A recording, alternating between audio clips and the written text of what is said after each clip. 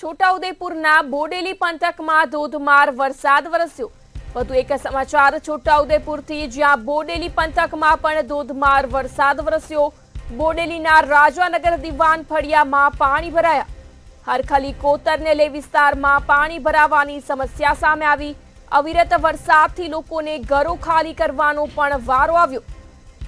Pre monsoon કામગીરી હાથ ન ધરાતા સમગ્ર સમસ્યા સર્જાઈ છે।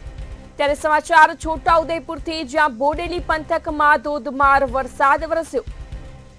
બોડેલીના રાજાનગર દિવાન ફળિયામાં પાણી ભરાયા।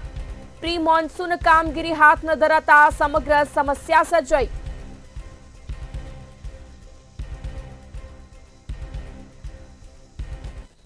આજે સવારનો આ વરસાદ ચાલુ છે, એક ધારો હજુ સુધી વરસાદ ચાલુ જ છે અને અમારે દર વર્ષે આ તકલીફ રહે છે કે આ પાણી ભરાઈ જવાની તકલીફ રહે છે કે અમારે આ પાણી ભરાઈ જાય છે તો અમારે અહીંથી ઘર ખાલી કરી અને બહાર ઉપરવાસમાં જતું રહેવું પડે છે। અમારે દર વર્ષ આ સમસ્યા રહે છે। હવે આ સમસ્યાનો હલ કરવા માટે અમારે એ જ કહેવું છે કે આનું કંઈ કરો તમે હવે। અને હવે જ્યારે વરસાદ શરૂ થયો છે, તમારે કેટલા સમય પાણી ભરાઈ જાય આવો વરસાદ રહેતો? હવે તો હવે આવો જ રહે તો કોઈ નક્કી નહીં। ભરાતે બી કલાક બે કલાકમાં અમારે બધું ખાલી કરીને જતું રહેવું પડે।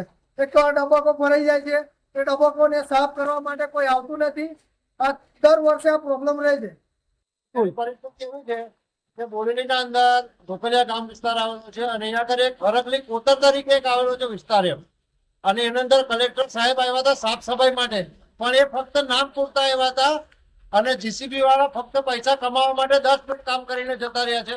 અમારે તો દર વર્ષની આ જ પરિસ્થિતિ છે કે વારંવાર પાણી ભરાય છે, કોતર સાફ થતું નથી।